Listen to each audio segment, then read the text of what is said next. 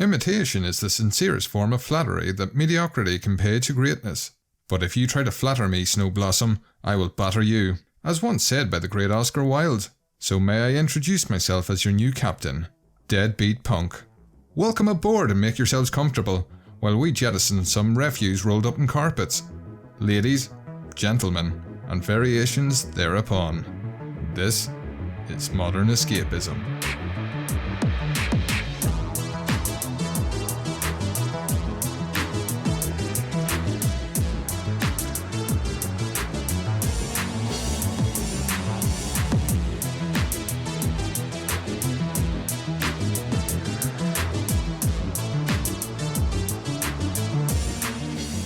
Now Stig, in case you didn't realise, this is a pre-recorded message. Now this is the plan. Get your hoop to Mars. Thank you very much to the ever-excellent Deadbeat Punk there from the What the Fuck Do You Want podcast. We thought about bringing him in for our new pod host, but an intro's just enough, just to wind Oodles up. Because he's not here this week, and neither is Gadget. Unfortunately, Gadget's not feeling very well, and Oodles is away. But back from his time away last week, he's bringing sexy back. Biggie's here. Hello. Oh, I missed you, Biggie. It was like a missing tooth. Oh, thank you. I missed you guys. And I really enjoyed listening to the pod as well. Good. Yeah, I quite like doing that. Whenever you're not on, you go back and listen, because you obviously have no idea what was said, and it's like listening to a brand new show. It's great. Yeah, and as ever, myself is here, and I'm with Candy as well. All right, my babbers. And yet, we're still here fighting the good fight. So it's a 3-person pod tonight. Just myself, Candy, and Biggie. It's a bit scary, isn't it? It's like Mum and Dad aren't here. Yeah, it's going to be chaos.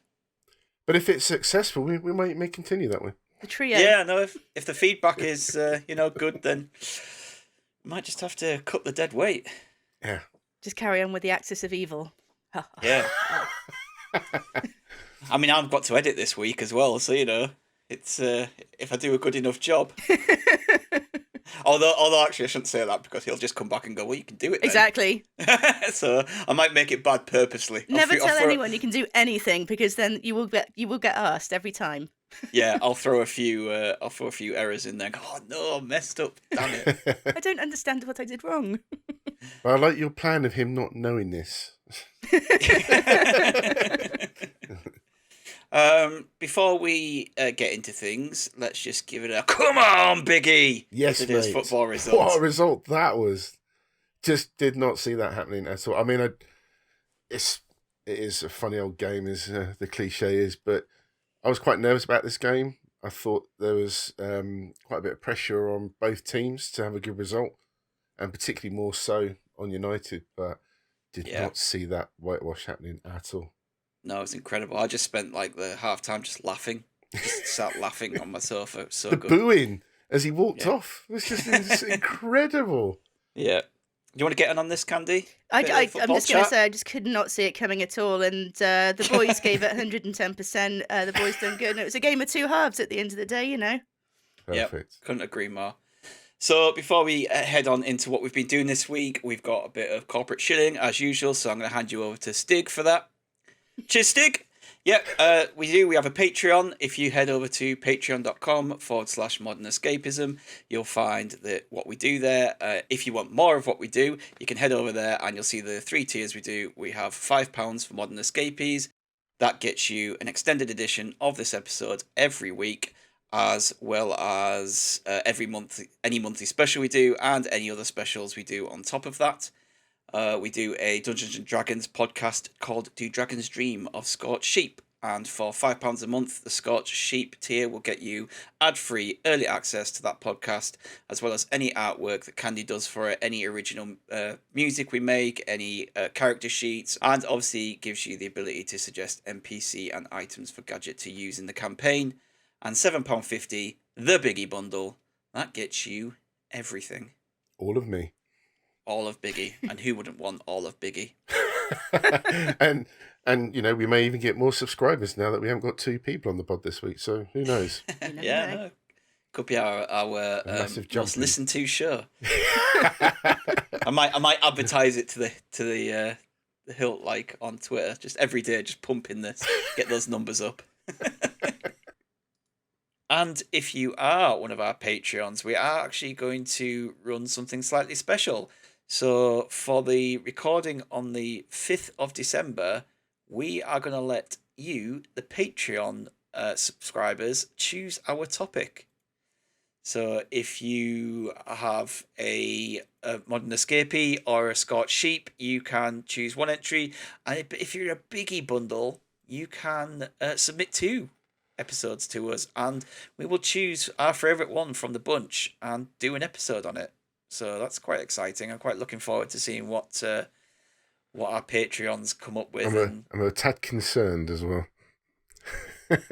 Yeah, well, you know, if you've listened to this show, then you obviously know the type of stuff that we're after. So, you know, nothing too no sexual deviant stuff or anything like that.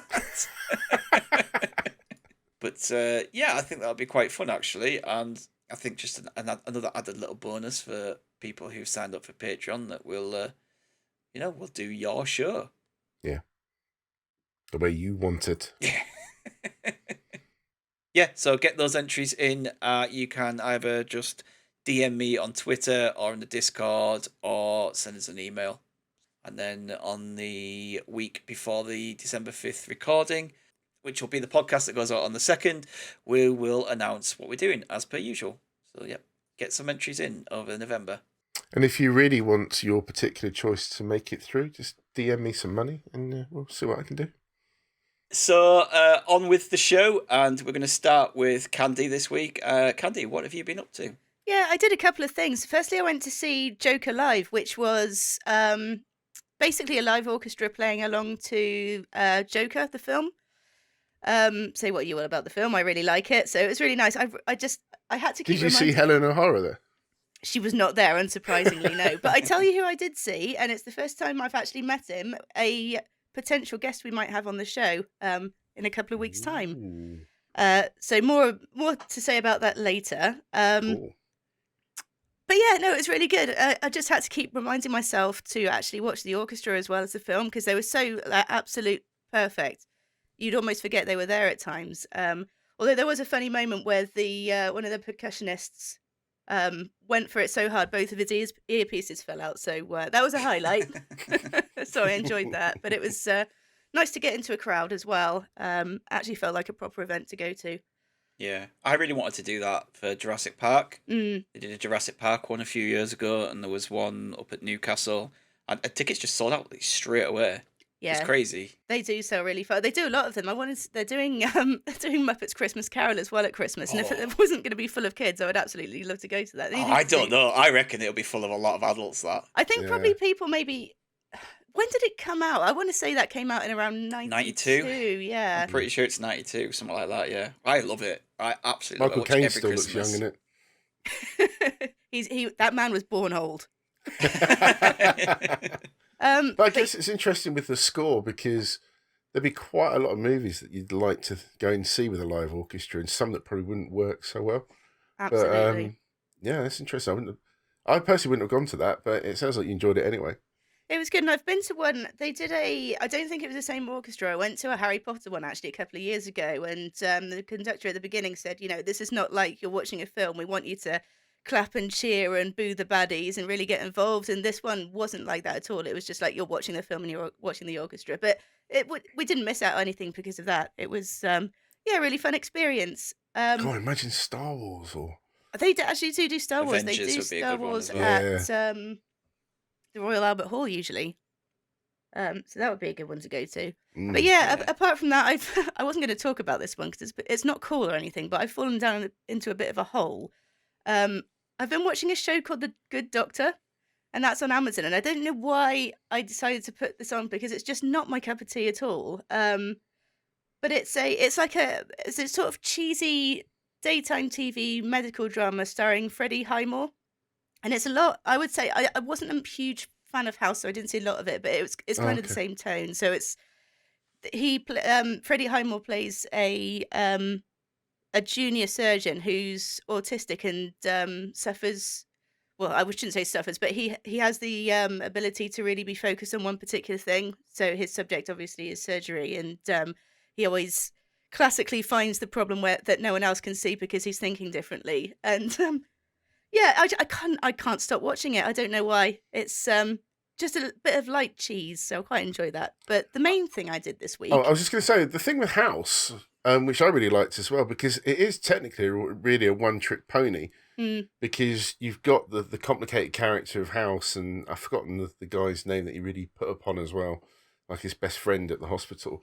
But it was like that dynamic chemistry between the characters, because really every episode it was the same thing. Yeah. Oh, this person might die with something that we can't cure. Is there anything we can do? No. Well, hang on, maybe House, if he can be asked, can work it out.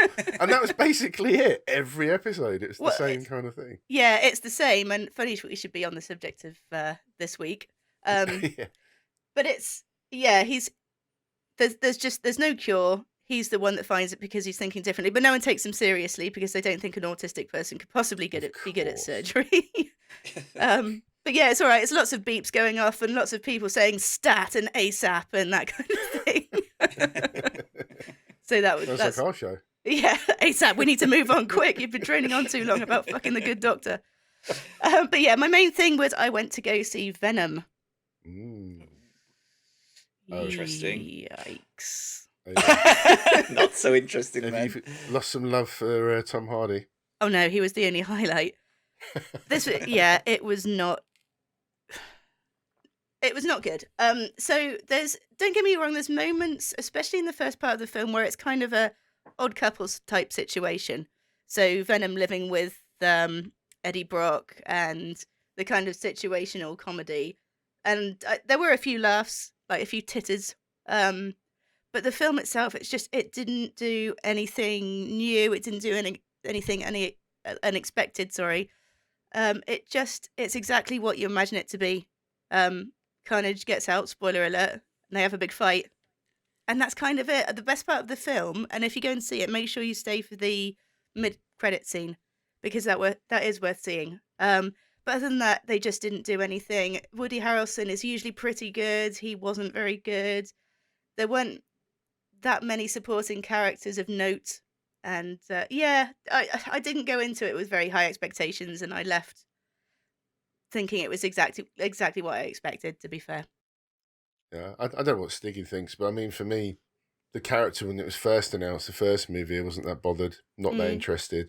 It didn't work in Spider-Man 3 because of what we've already talked about, but I think just as a character, he might have worked as a villain if it was just the one villain against Spider-Man, but in 3, there were too many people to think about, and the character that played him, Topher Grace, was shite.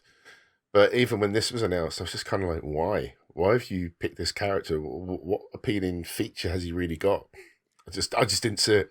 It's just cool, isn't he? That's why, it's a cool character that people like. I always liked Venom from the cartoon when I watched. I've never read the comics, so my only dealings with Venom was the 90s cartoon or computer games, and then obviously Spider-Man 3, which was a terrible take on it. But I was keen for Venom to be in a film with Spider-Man more than them do this. And this is obviously them just doing it because Sony want to keep the rights to these characters. And because they can't put Spider-Man in with him, it's just like, let's make a Venom film where he's like an anti-hero. And it's like, why does he look like Spider-Man?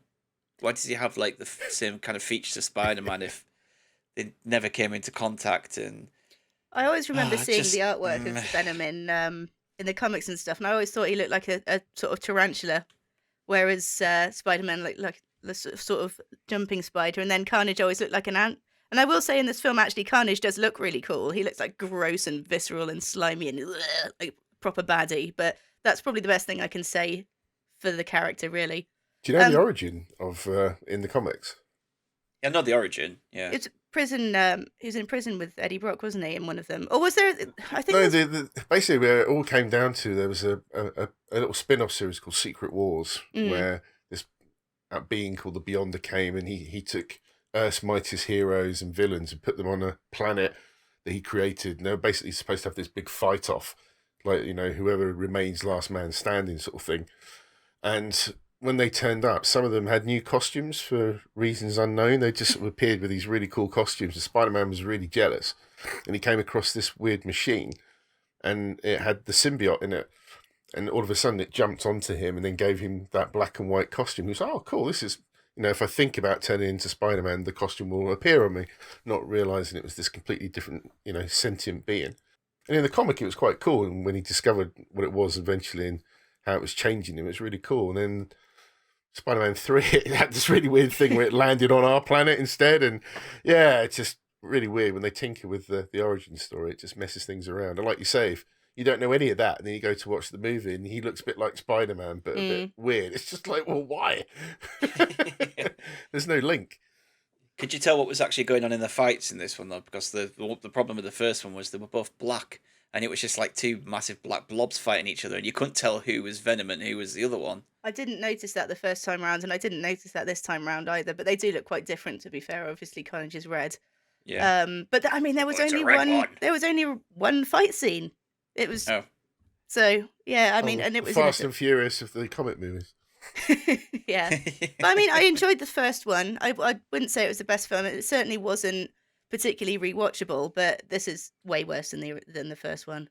See, that's interesting because I've heard like people say the other way around as well. But it's one of those ones where I'm not bothered. I'm not going to go to the cinema to see it, but I'm kind of interested to see it, and I don't know why. Even though people tell me it's bad and reviews say it's bad, and the kind of people who say it's good also like other kind of shit stuff, and I'm like, but I'll still watch it. I don't know why. Well, my interest was kind of peaked. It's only 9 minutes, isn't it? So. Oh, it's super short, yeah. And my interest was kind of peaked when I heard it was Andy Serkis that was directing it. No. He failed. No. When I've seen all of Netflix, I'll probably go and check it out. Yeah. Great, awesome. So, Biggie, what have you been up to? Yeah, a few things. Well, obviously I wasn't here last week, and that was because I went to see Children of Zeus, who I've mentioned on the podcast before. Went to see them live. Really incredible set by Connie Con and Tyler Daley, the duo that they make up of Children of Zeus. They played in Brighton, so I had an awesome weekend, a night out there.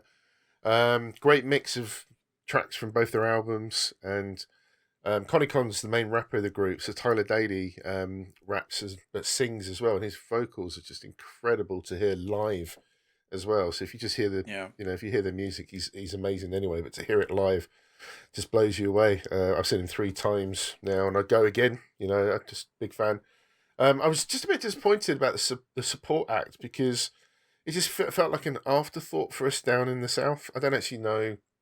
They did a gig tonight, I think, in maybe your way, Bristol, and Nottingham. I think they did a gig the other day. But the support acts that they had in Brixton, in their hometown in Manchester, were like good friends of theirs, well known, who've sung on their tracks. And I just think I was expecting them to be there, but it wasn't. It seemed like it was a very last minute choice of acts, and she was great. A girl called Sophie Faith. She's a very good singer, really good. But there was no one else, and it just felt like a bit of an afterthought, and I was a bit disappointed about that. But yeah, I like their music. So if you haven't checked them out, check it out on Spotify. But if you do get a chance to see them live, they are so good.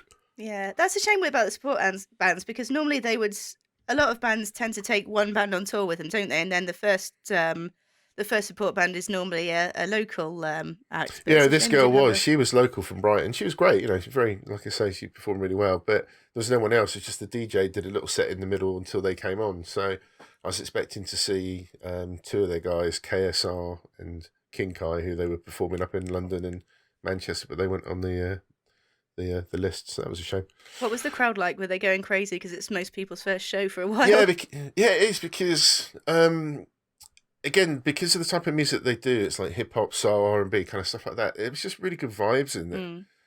The crowd were really enjoying it. Everyone was singing the lyrics back. They obviously stopped the music, so the crowd is singing the words, and we're all doing it. And it was just really cool. And at the end of it, everyone was there's a group of people that were next to us, and we were all sort of dancing and having doing the old handshakes and shoulder touches afterwards. So what a cracking night that was, because it was. Everyone just was in a really good mood. You're bonded. There's no fighting afterwards, no rubbish, none of that bullshit that unfortunately hip hop music gets tagged with. But it was just really good, and everyone really enjoyed it. So yeah, great vibes out there. I was a bit disappointed with I mean, it's due to circumstances. The other week, obviously, when I went to see Genesis, I was then meant to go see Maximo Park later on in the week, and unfortunately, my children got COVID, so we were unable to go because me and Kate were meant to go, and yeah, it was kind of going to be the first gig that I'd been to in a long time where I was just going to kind of let loose a bit. Mm. I never really got to do it. I like my kids are fine. It's everything, that's more important. But Genesis was, we sat there, we enjoyed the songs, we sang along. But yeah, I was hoping to, like Candy said, get out there and be the first gig in a long time and just have a great time. But unfortunately, didn't get to do it. But hopefully next time. Yeah, I've been playing a bit more of The Last of Us Part 2. I think I'm probably about 3/4 of the way through it. I have quite a lot of thoughts about that, and I'm going to discuss it when I finish it, without spoilers, obviously. Did have a crack at that Hell Let Loose, which was a freebie on PlayStation Plus last month. I don't know, it's kind of endearing. It's this World War II squad-based shooter, but it's almost set in realism to the point where when the match starts, so you can pick USA or Germany, all that kind of rubbish, but you just start in these bases on this huge map. So you basically, it's like a running simulator. You're running from the first place you spawn, and you just have to keep running and wait for people to take over either areas or drop spawn points. Because if you don't and you die, it's this huge trek again. If you don't get in a tank or a truck, stuff like that. So there's this real kind of running through the fields. The odd sniper might take you out, but it just feels a lot of it is set in realism. The sound effects are incredible. Occasionally some visual moments like artillery drop in, and the smoke effects will look really cool. But if you get up too close, they're not. And yeah, it's quite glitchy. There's a lot of work to be done by Team 17 if they want that game to succeed. But as something different to Battlefield or Call of Duty, and you really have to work together. It's a mic, without a doubt. You have to have mics on to communicate either with your people online, or if you're in the same room like we were, communicating with each other about what we were doing, because it's really important. Otherwise, you'll fail immediately. Is it multiplayer only? Yes. Oh, no, I think so. I've never even looked at the campaign, to be honest, so it could be wrong. It felt like it was only multiplayer, but I might be corrected on that. But yeah, it just was just something different to play, and I quite enjoyed it. For a freebie, it wasn't bad at all. Yeah, I'm looking at the screenshots now, and actually they look pretty good. It completely passed me by. I didn't even notice that coming out. Yeah, but I do like it. All the weapons and everything all set in that time. So you have to really be careful about what sort of infantry choice you want to be, because you're going to be stuck with that for a while. But yeah, it was just different. Really enjoyed it. But the main thing I wanted to talk about was the morning show. Because of the free subscription to Apple Plus for about 6 months or whatever it was that we got offered. Which I'm having massive problems with. Yeah, yes, you are. How is that Apple support going? They rang me and I didn't recognise the number, so I was like, I'm not answering that. And then they never left me a message, and then I've realised, literally tonight I was like, I didn't get my call, and I looked, and at the time they were meant to call me there was a phone call, and I was like, oh, that'll be them then. But yeah, it's really bizarre. Like, I was watching Ted Lasso, and then I went and put the kids to bed. I came back down to carry on watching it, signed up for the 7-day free trial, and then you'll be charged after this date. It's like, well, I already have a free trial. Go into my settings. Yeah, it says I've got a free trial till January. I was like, well, if I click on this 7-day free trial, is that going to override it? Am I going to end up paying in a week's time? And yeah, it was too late for them to do anything over Apple, online chat. So yeah, I haven't tested it actually since, but yeah, annoyingly, I can't carry on watching Ted Lasso season 2. Oh no! Oh, it's so good that's too. what I'm going to go to in a minute. So, but the No One Show was one I was going to look at after. So yeah, it's about it. Really enjoying it. It's stars Jennifer Aniston, Steve Carell, Reese Witherspoon, Mark Duplass, Karen Pittman, and Billy Crudup, to name a few. The series is basically inspired by a book from Brian Stetler's. Called Top of the Morning, Inside the Cutthroat World of Morning Television, which doesn't sound too risky, but this show does a great job of creating that atmosphere. It's created by Jay Carson, developed by Kerry Erin. So imagine Eamon Holmes being fired off the This Morning show due to alleged sexual misconduct. Now there's something to think about. But this is basically how Steve Carell's Mitch Kessler finds himself as the co-host of America's top breakfast show.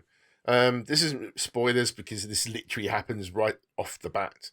And then it basically sort of focuses on Aniston as Alex Levy, who was Mitch's co-host on the show, and she has to deal with the fallout and her own fight against the network and negotiating her own contract as her career sort of teeters on the edge of ruin as well. As a fresh-faced field reporter, which is obviously Reese Witherspoon, threatens her position at the network. It covers obvious topics such as the Me Too scenario, political agendas within media, but it's not doing anything new in that sense. You know, it's kind of like a West Wing of TV, and I'm sure there's probably been TV shows made into dramas already about network TV. But yeah, I just think it's done well. Aniston's really good in it. Reese Witherspoon's great. Steve Carell playing sort of a bit more against type as the alleged person having the affairs in the workplace. It's just really good.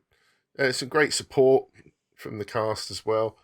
My wife and I were probably about halfway through the first season, but enjoying it. Yeah, really gripping That's a good stuff. cast, isn't it? Mm. Apple seem to be going pretty from strength to strength. I think I've said it on the pod before, but it's not like there's a lot on there, but what there is pretty high standard, I think, for the most part. A lot of the TV shows I've either watched, I've enjoyed, and there's quite a few that the morning show, was it the morning show or the breakfast show? Oh, it's called The Morning Show. The morning show, sorry. So that's one of the ones that I've actually been interested in watching as well.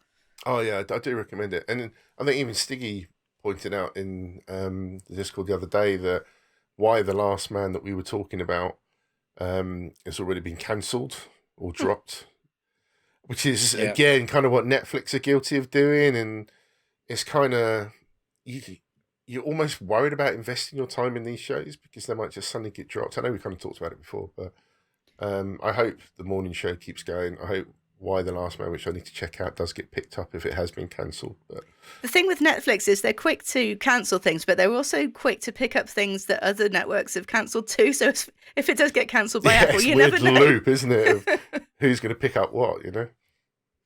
Yeah, no, the showrunners said they're looking for someone else to pick it up. So, yeah, if someone does, then I'll watch it. I was really interested in watching Why the Last Man, but then before I even started it, they said, it's been cancelled. It's like, well, they're hour-long episodes. It's like 10 hours of my time for something that's not going to have read the graphic be novel. resolved. It's really good. Just I know it's not your thing, but I really recommend it. It's a great story. I should give some graphic novels a go, to be honest. I'm sure there'll be something out there that I do enjoy. But yeah, that's it. Great. So on to me. I went to the cinema to see 2 films this week. A double dosing of on the same day, one after the other.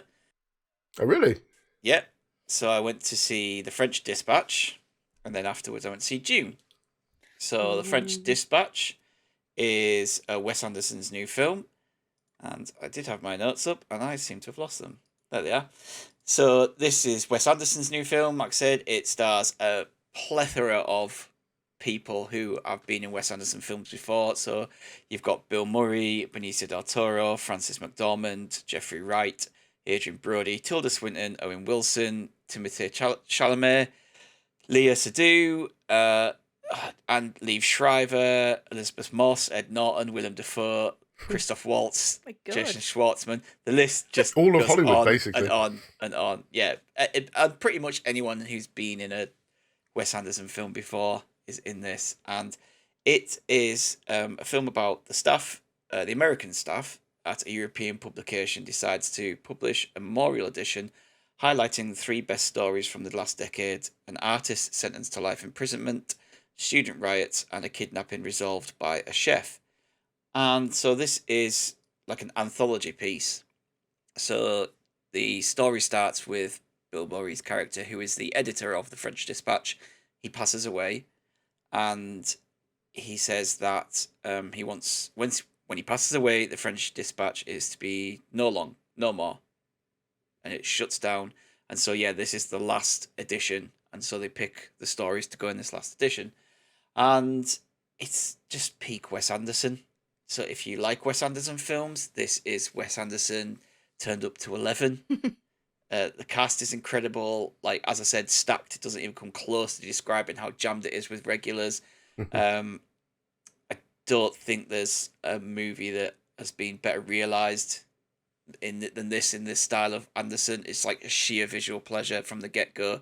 It's just, it oozes affection for the time, the place, the people, and it's a bit of an ode to print journalism. So what many would consider probably a dying industry. There's a lot of magazines have gone out of business over the last decade. There's still some like the world famous ones still holding on there, but yeah, it's a bit of a like Empire. Yeah, stuff like Empire, and this is very much like the New Yorker, like the covers on the French Dispatch that you see in the film, and obviously in the credits at the end. It's very much looks like the kind of stuff you get on the New Yorker. But yeah, it's wonderful. I absolutely loved it. The story flickers between that usual Wes Anderson colour palette and black and white, and it kind of mixes some animation in there at some points, and it just kind of goes along at a typical Wes Anderson quick and quippy pace. That reminds me of that plot of is it Ben?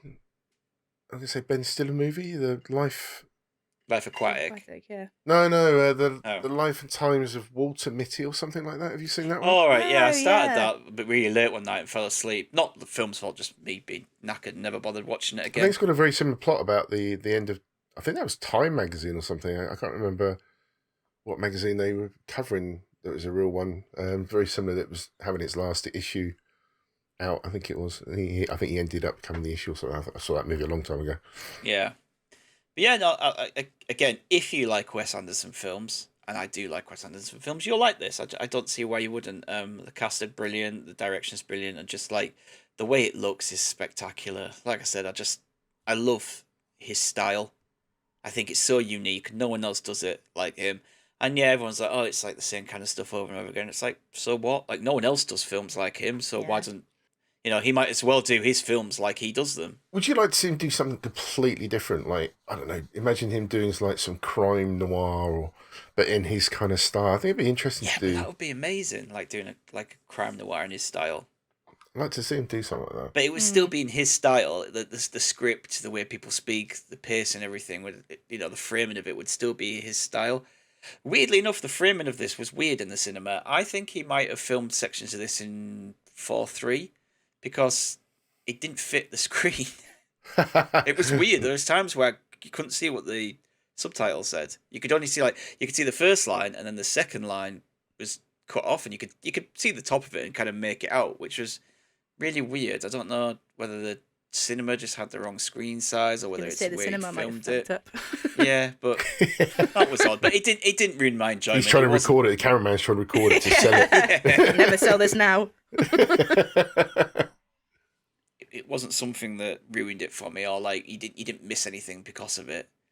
But yeah, it was in a weird way. It felt like a swan song for him, a kind of a greatest hits, like heavily laden with like a sense of finality in it. But he's already confirmed another film, so it's not that. It's just the way it comes across is like it could have been his final film. Maybe he's going to do something different now.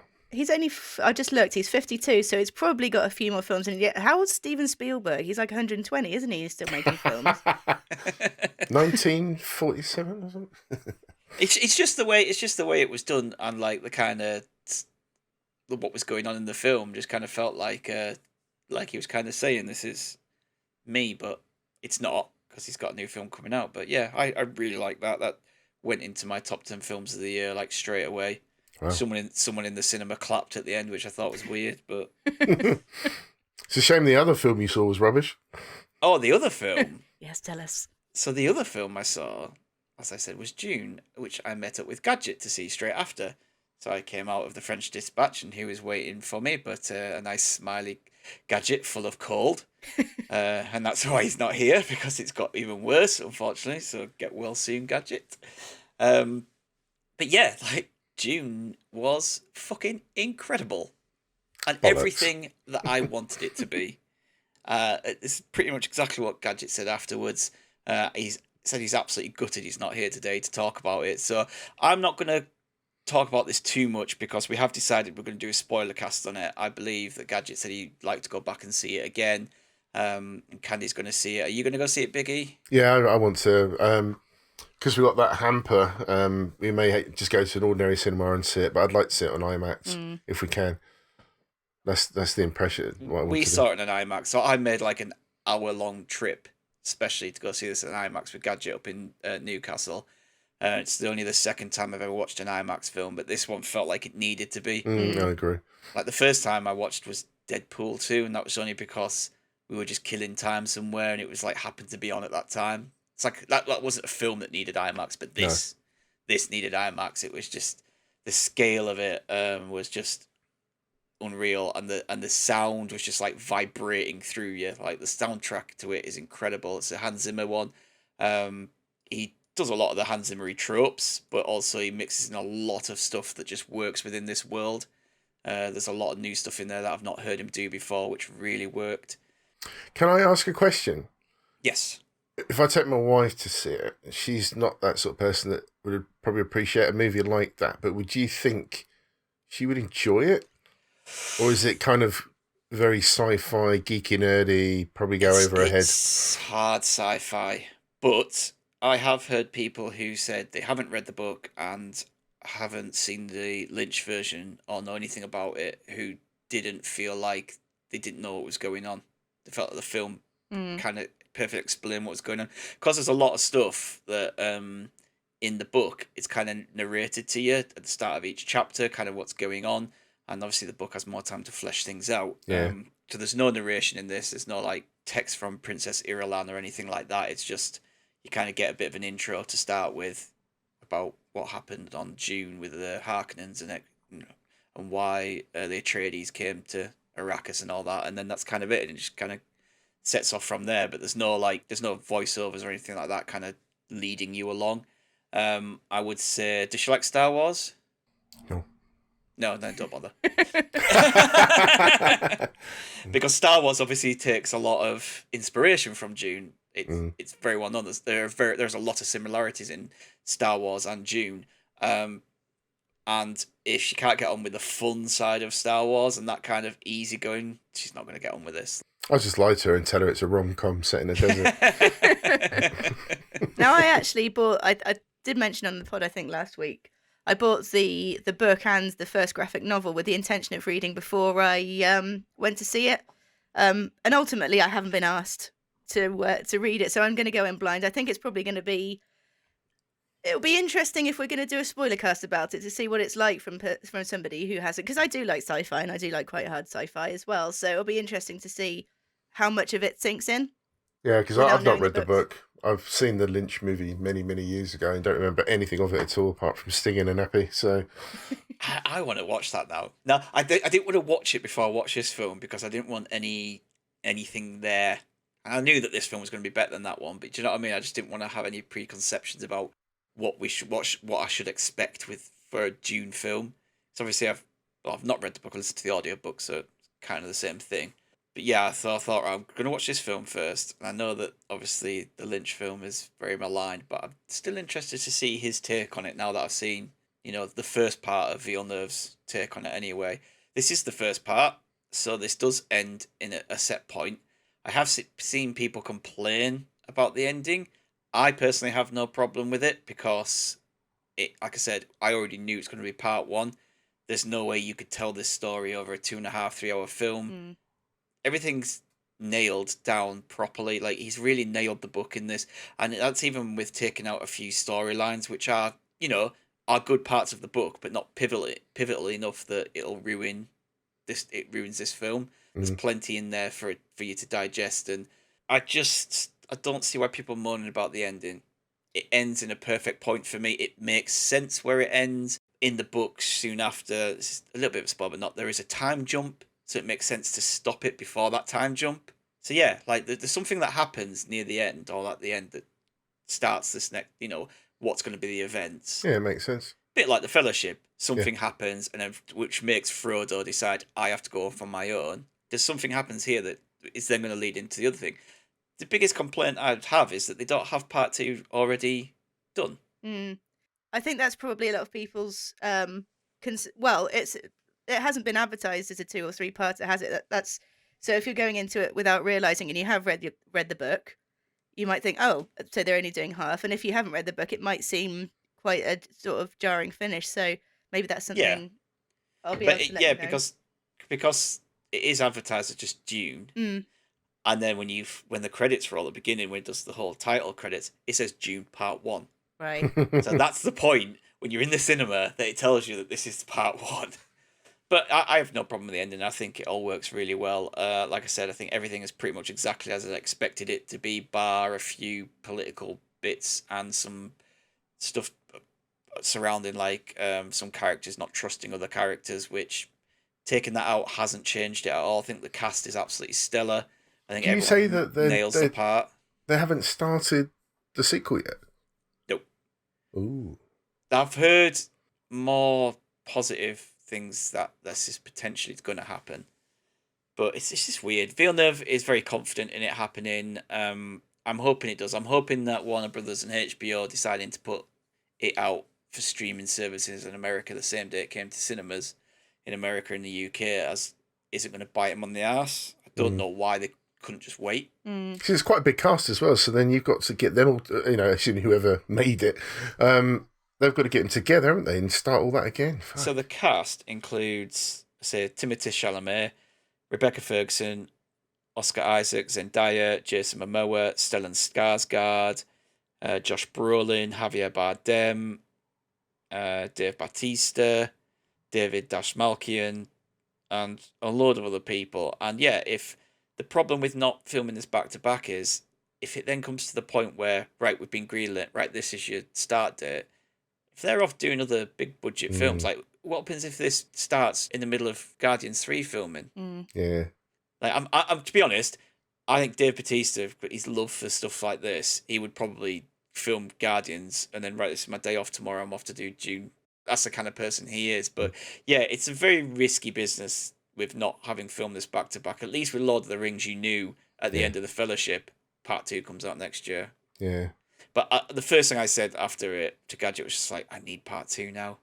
Like, I could have watched Part 2 straight after. Yeah. Would it be a spoiler to say how long of a time jump it actually is between where it ended and the next part? 2 years. So it's not even like they were maybe waiting for some of the cast members to age a bit. Because Timothée Chalamet looks super young still, doesn't he? Yeah. See, that was I was listening to an interview regarding Villeneuve and said obviously Paul is 15 in the book.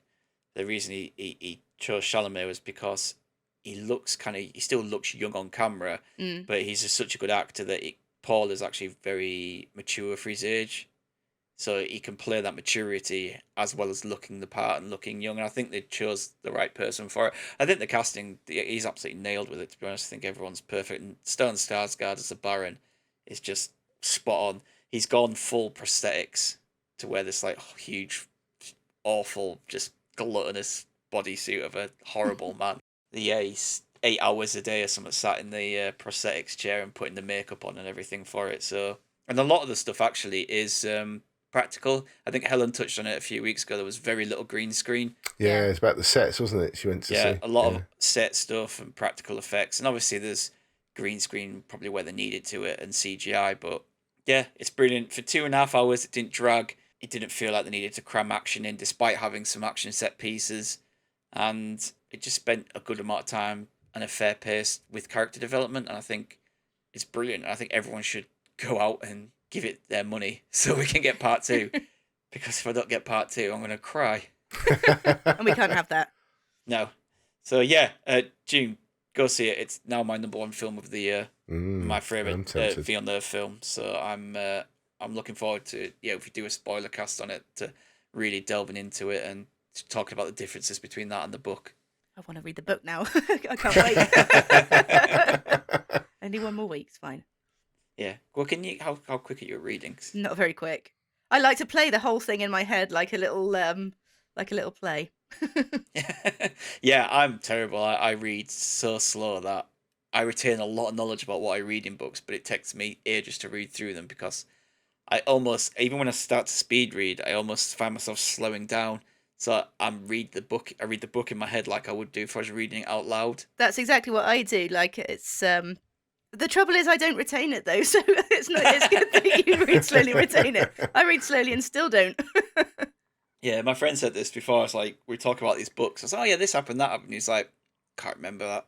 Says he read these massive chunky books, the King of Chronicles, in 1 week when he was on holiday. He's like, I enjoyed them at the time, but I can't remember anything that happens in them. You've been at the Pina Coladas, probably. Remember loads. Yeah, that's that as well.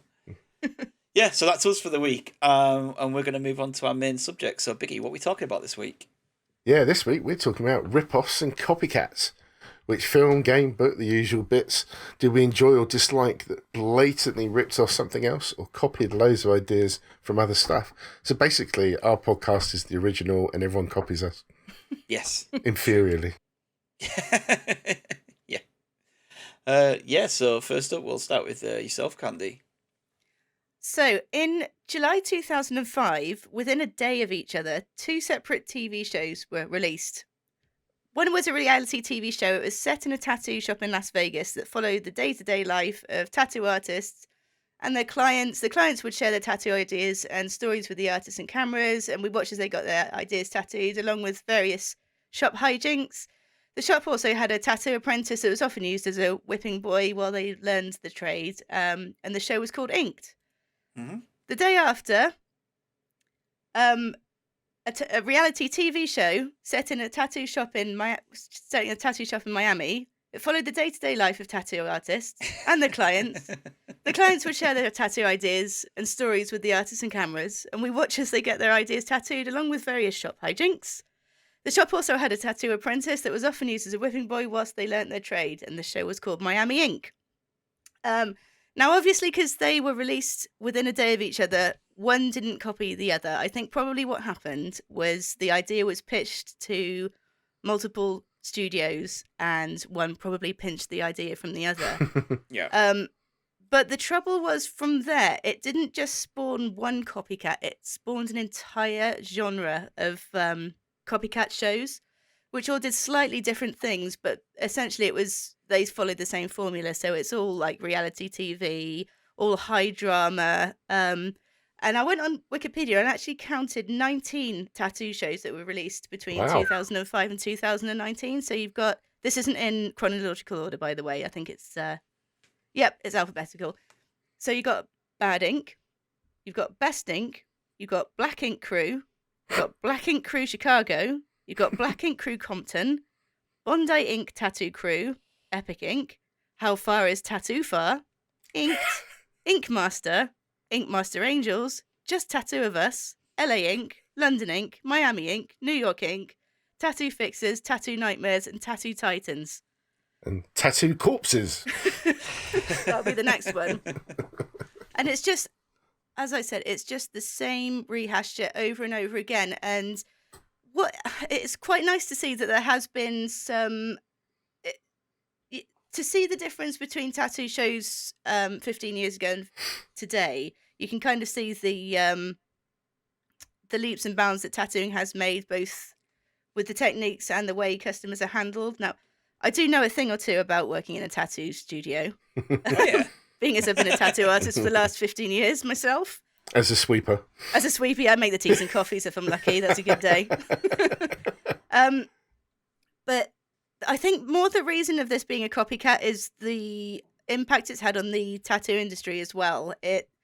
It's been such a double-edged sword in that it's brought tattooing to the limelight, which is great. You know, so many more people are coming in to get tattooed. You've got older people coming in. You've got parents that are bringing their kids in because they want them to get a good tattoo rather than they're going, go to a scratcher. But then you also get people Like coming I in did. thinking you're all going to... All the artists in the shop are going to come running at you with their sketchbooks, and they'll sit down and do a drawing. You get to choose which one you want. It's just not like that, guys. Please. Even the concept of a walk-in is it's kind of laughable at this point, especially after the last couple of years we had. But the trouble with the shows is they do tend to err on the side of drama as well, like all of them. So people will come in with a preconceived idea that they have to make up this long sad story about why they're getting a tattoo and why it's important. It's like, I don't care. It's just tell me what you want. If you want a tattoo because you think it looks cool, just do it. Yes. Um, I'm all about that. So many people exactly. like, oh, what do tattoos mean anything? I said, yeah, I got ones for my daughter and everything, but everything else is just because I like it and I think it looks cool. Yeah, and why shouldn't you? So it has gone on a bit of a tangent, my topic, and it's not a sounding board for me, but the sheer amount of copy shows that they have out is just unreal, and I think there's still a lot of them going as well. Because the last one I'm just looking at now, just Tattoo of Us, I think is still going. I've seen that one. That's the one with people stitch the other person up, isn't it? Yeah, we talked about that on Trash TV. Yeah. Like, that's horrendous, that show. Yeah, so the concept is they'll normally be a pair, it'll be best friends, or it'll be a boyfriend and girlfriend, and they get to choose the other person's tattoo. And they can either stitch them right up, or it'll be things like, will you marry me? And just, God, I hope they say yes. And yeah, these shows are just like you said, that they have to create like fake drama and fake like X Factor stories around things, don't they? Because they can't just have a show that shows people getting awesome tattoos. There has to be something about Concept. It. There has to be like these personalities who then go off and do their own spin-off tattoo shows. And I think like, is it Kat Von D like became quite a big name out of these shows, and then she went off and did her own like shows and other stuff and things like that, and it's just they all just became a bit samey, didn't they? Like, and then it was like, oh, now we have to find a gimmick like Tattoo Fixers or just the two of us or something. It's like but it's all the same thing, and it's all stemmed from the first two shows, Inked and Miami Ink, and there's this fake kind of drama around it.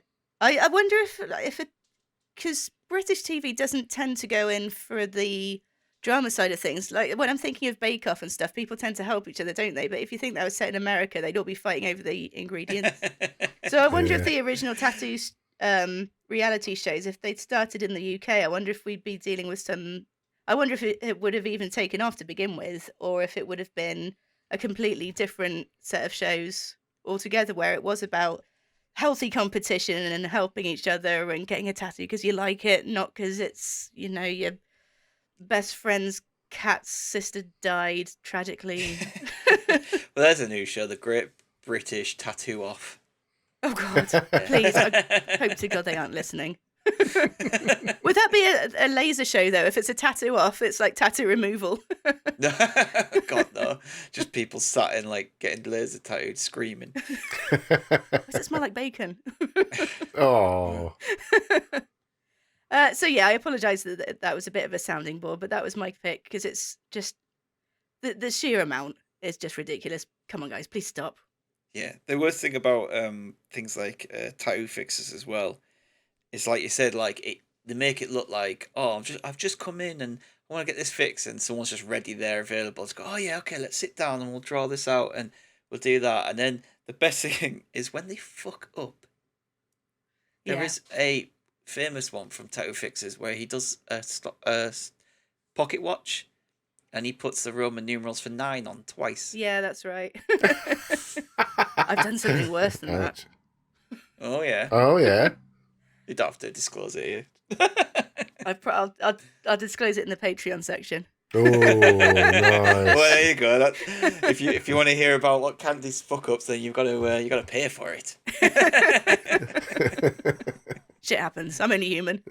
Yeah, it's true. Yeah, I mean, there's some, I've seen some amazing tattoos. The ones with that 3D effect and stuff, and they could show how that's done and make it an interesting show. Showing the quality of the art behind it as opposed to that bullshit that you mentioned. Yeah, if it was an educational show, although that does run the risk of then people thinking they could just pick up a tattoo machine and go. So I think it would have to be a sort of fine balance. But the ones that are out at the moment, it is all just the same. It's it's just not high drama and yeah.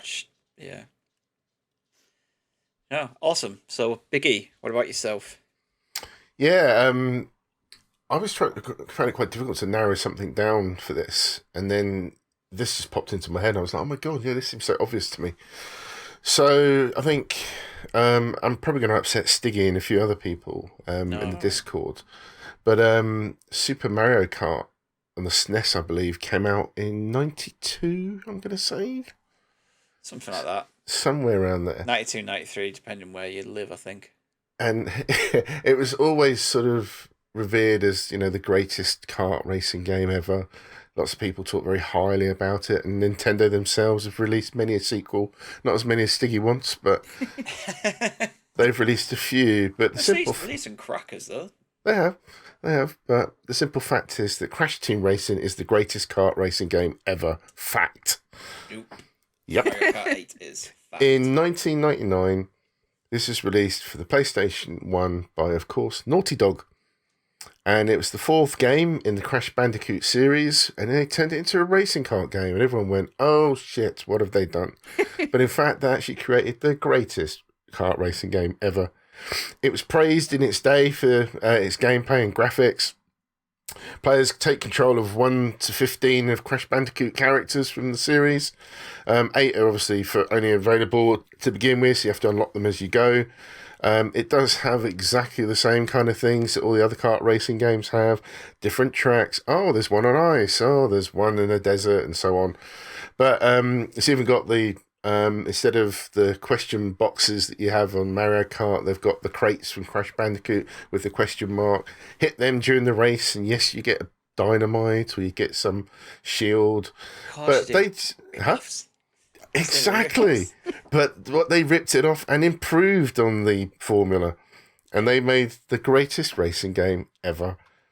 And they also added in the little detail about doing the drifting, the little power boosting as you go around the corners, which you could do up to 3, I think it was. And if you cocked up as you were trying to be really sort of sneaky going around the level, then you do a spin out.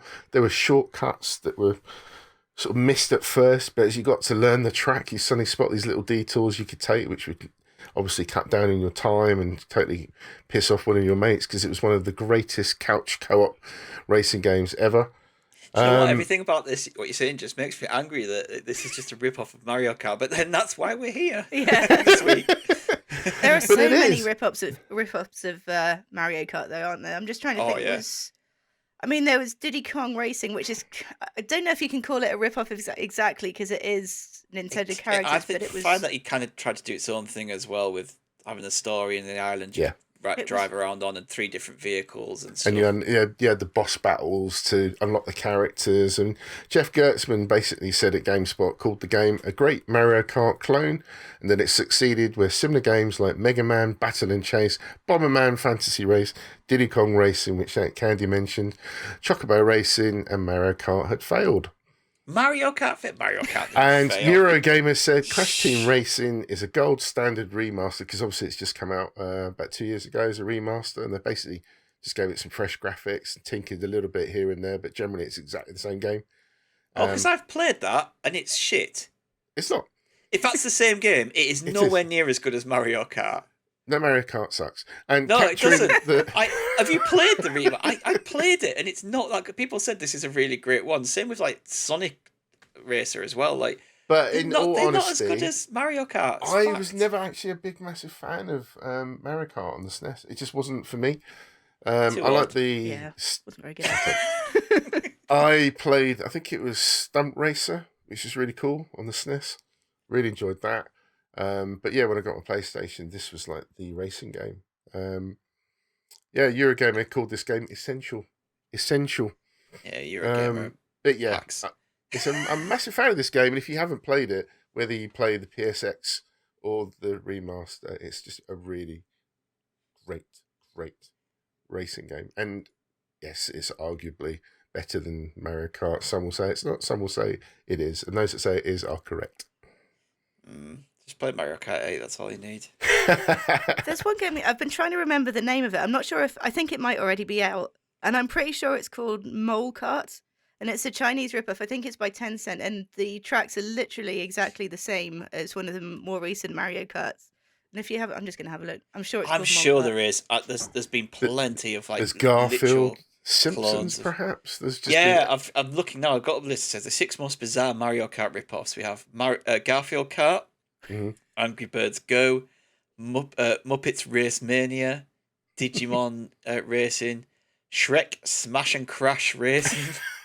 Star Wars Super Bombard Racing. Oh god, yes, the Star Wars one. And then there's other ones, Konami Crazy Racers, Sonic Drift 1 and 2, Walt Disney World Quest Racing games. So many like Mario Kart ripoffs. It's incredible how many made a kart game, but just ripped off so many elements of Mario Kart with the boxes. But a lot of them get it wrong. They missed that fun point.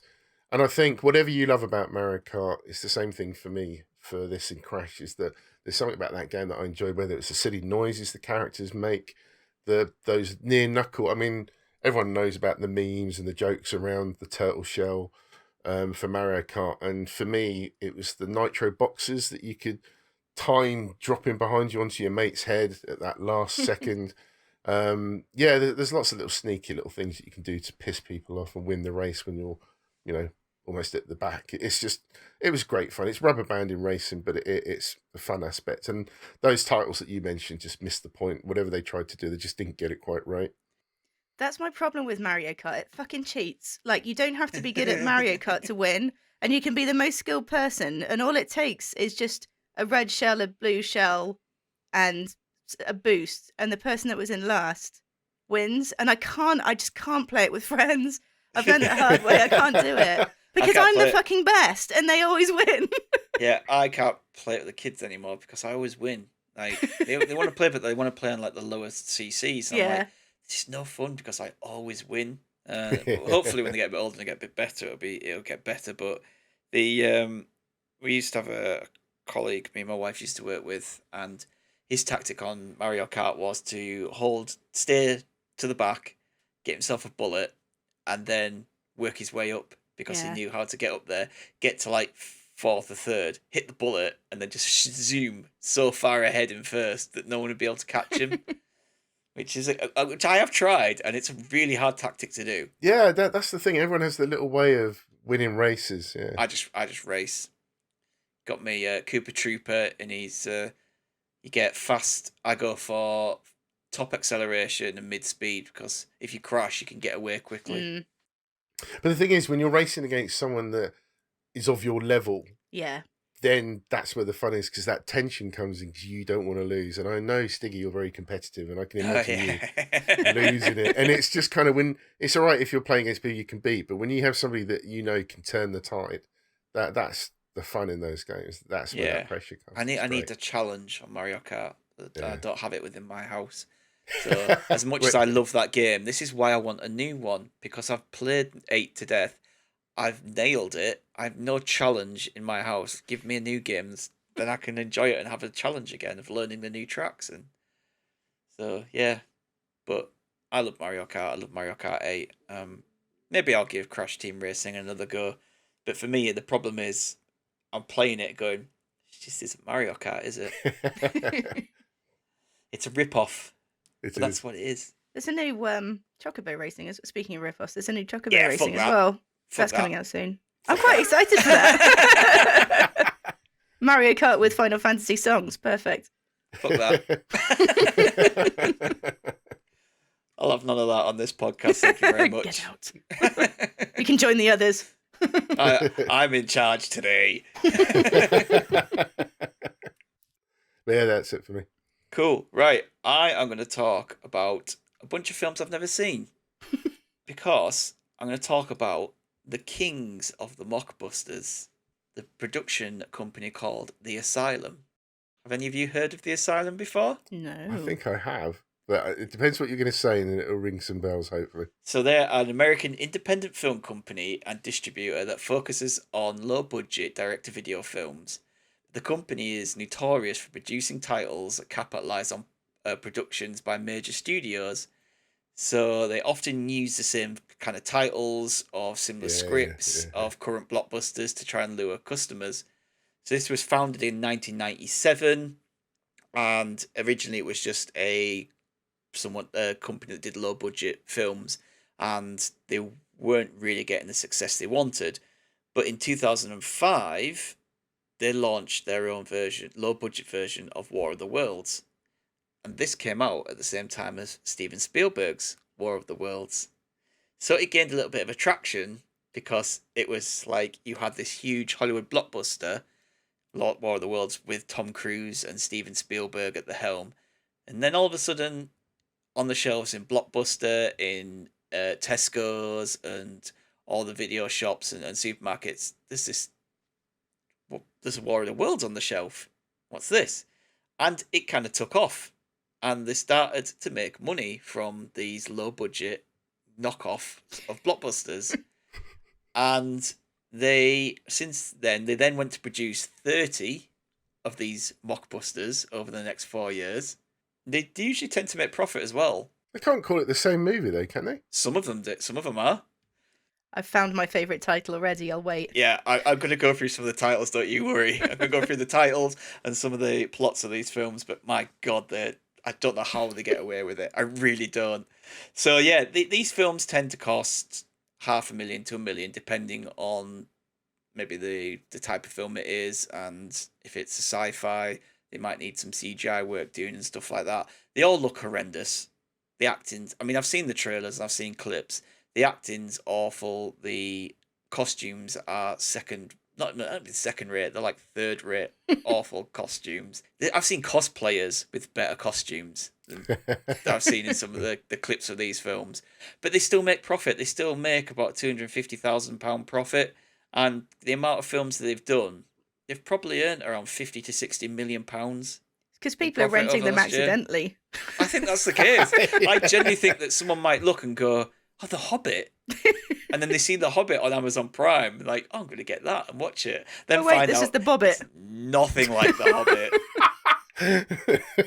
So the Fobbit. I'm going to go through a few of them and just to talk about a few of the plot lines as well. So this is like some of their worst knockoffs. So Pacific Rim, they did one called Atlantic Rim. The Day the Earth Stood Still, we got The Day the Earth Stopped. Transformers, we got one called Transmorphers. Nice. Alien versus Predator, we got Alien versus Hunter. But the thing with this one is the Alien and the Predator in their film, they look so similar that you look at that box art, if you weren't too clued up on it, you'd think that was the official product. There's obviously, for people like us who know, that's definitely not Alien versus Predator. But they've got to the point where they've clearly done enough to the design that looks like those films, but not enough that they could get sued. It's a fine line there. Yeah, walking down though. Paranormal Entity instead of Paranormal Activity. Sunday School Musical. I'm actually interested in that. That sounds good. How bad would that one be? What else? They've done a version of Joker called Tricker or something. Oh, there's loads, mate. Honestly, if you go on there on the list of films on Wikipedia, Hillside Cannibals, Pirates of the Treasure Island, The Da Vinci Treasure. Now this one looks spectacular. This is meant to be a bit like a Da Vinci Code meets National Treasure. And like the box art here has like this woman in like a bit of a leotard and a guy back to back like pointing their guns. So like nothing like the Da Vinci Code, nothing like National Treasure, but apparently it's meant to be a mixture of them both. The Titanic Ii. So Titanic II apparently, as a premise of this film, is that the ship called Titanic II is recreated the Titanic's maiden and only voyage 100 years ago after it sank. The whole movie cribs pretty heavily on the original story, but in a brilliant stroke of creativity, the Titanic II is struck by an iceberg that is hurled at them by a tsunami. So they get by these. They kind of do these similar plots, these similar films, but get by it by just changing these slight details. The thing is, they wouldn't have even had to change Titanic, would they? Because it's a true story. It's not like it's a copywritten story. They probably could have just done Titanic and done the same thing. Like, there's one here called The Terminators, where they actually look like the Terminators, but the film's nothing to do with Terminators. So you might pick that up thinking it's a Terminator film, and it's not a Terminator film. It's just some awful knockoff. It's about people that kill bugs or something. That's somebody's grandma that's gone down to Blockbuster or something, isn't it? Is this the one you want, dear? Oh god, this is a complete tangent from this, but that's just reminded me of my brother and my wife's grandma when she got a film for my brother-in-law one Christmas. She got him this Twilight DVD. But it wasn't a Twilight DVD. It was a documentary. It was like about the town that Twilight's set in for the real Twilight fans. And he opened it up and he was like, and we read it. It's like, oh, thanks, Grandma. And the look on his face was just like, what is this? AIDS like Twilight anyway, but the fact that this was like a documentary about the town that Twilight's set in. Oh man, Grandma's. These are the kind of films a grandma would think of picking up. And oh yeah, my son likes the Terminator films. I'll get him this. Well, I'm hoping my grandma, Nanny Nunu, will come home this Christmas with Asteroidageddon. Oh yeah. I genuinely can't believe some of these. Like you go through them, it's like so if I gave you this one, Biggie, if I said I am Omega. Oh, I Am Legend, right? Yeah. The 18-year-old virgin instead of the 40-year-old virgin, which to me completely negates the whole point of the 40-year virgin, because the point is that he's 40 and a virgin, whereas an 18-year-old might be a virgin. So that's not really that funny. But then they do stuff like 2012 Supernova, same film, got 2012 in the title, but we'll stick a Supernova on the end. Even the covers look the same, don't they? I know this isn't going to translate from the podcast, but if you look it up on Google, the covers are just like absolute rip-offs as well. Yeah, they're going to do June one is scheduled to come out this year. Ape versus Monster from this year. Which is obviously King Kong versus Godzilla. Oh man, just loads. But my very, very favourite of this has to be it's not snakes on a plane. No. This is snakes on a train. Snakes on a train. They got a version of Kill Bill, but it's called Kill Dave or something. Kill William. Oh, actually, there is a really good one. Let me see if I can find it. So Reservoir Cats. No, that's the kind of thing you would find with them. So the Exorcism of Emily Rose. Yeah. They've just got one that's called Exorcism: The Possession of Gail Bowers. Isn't she in Coronation Street? That explains a lot. Yeah. But yeah, snakes on a train. My God, it says here, 2016, Snakes on a Plane is sort of a charming B-movie pastiche that aims for midnight cult movie status. What makes Snakes on a Plane work plot-wise is you can't get off the plane mid-air, so there's no escape. So the asylum's Snakes on a Train, however, is aware that fleeing a train is a bit more realistic, so they really ratchet up the insanity of the plot. A woman afflicted by a Mayan curse has dozens of snakes rapidly hatching within her body, and she needs to go to Los Angeles from her native Mexico to find a shaman to undo the curse. She takes a train, and obviously the snakes escape their fleshy incubator and wreak havoc on the passengers on board. Everyday occurrence. I found a good one for us here. There's Invasion of the Pod People. Ooh. That's their official podcast film. Yeah, I'd love to watch some of these, but I'm not sure I really want to, because I know they're gonna be terrible, but they clearly have an audience for this. Like, is this still going? Stoners. Yeah, maybe. But there are people that love this kind of shit. Like the Sharknado and Mega Shark versus something. Oh, there actually is a shark one. Instead of Planet of the Apes, it's Planet of the Sharks. And I just wonder whether it's like, get your damn dirty fins off me. Yeah, I just wonder whether it's like a load of sharks or whether it's like sharks that have mutated into like humans, a bit like the apes did. So you just got these like King Shark style characters wandering around. But yeah, I that's why I'd want to watch some of them, but I don't know if I have the time to just watch these schlocky, horrible, really bad low budget films. I can't believe just how many there are as well. It's just the list is going on and on. I do actually want to watch them as well. Yeah. Well, The Martian Land, that looks good. They've done 500 films-ish over their lifetime, but as I said, not all of these are these mockbusters, and some of them, they did a load of films before they kind of clocked onto this being a viable option. Oh, I hope they have the same kind of actors as well. Imagine the same kind of actors reappearing in all these different movies as different characters. A bit like American Horror cinematic Story. universe. Yeah. Some of them are just the same name. So the film 11-11-11, is 11-11-11. So what they've got, the way they've got around with it is done 11/11/11. But these are the ultimate rip-off, and I thought about a few of the things I was going to talk about, which I'll touch on in the Patreon section. I thought, no, I have to just talk about the Asylum, because for years and years I've just wondered about them. Do you know what I mean? Like, I wonder if any of our listeners have actually seen any of this. I've seen Guaranteed their they will DVDs have. on the shelf, and I've seen for whatever reason, I've seen kind of stuff pop up on Twitter and that before.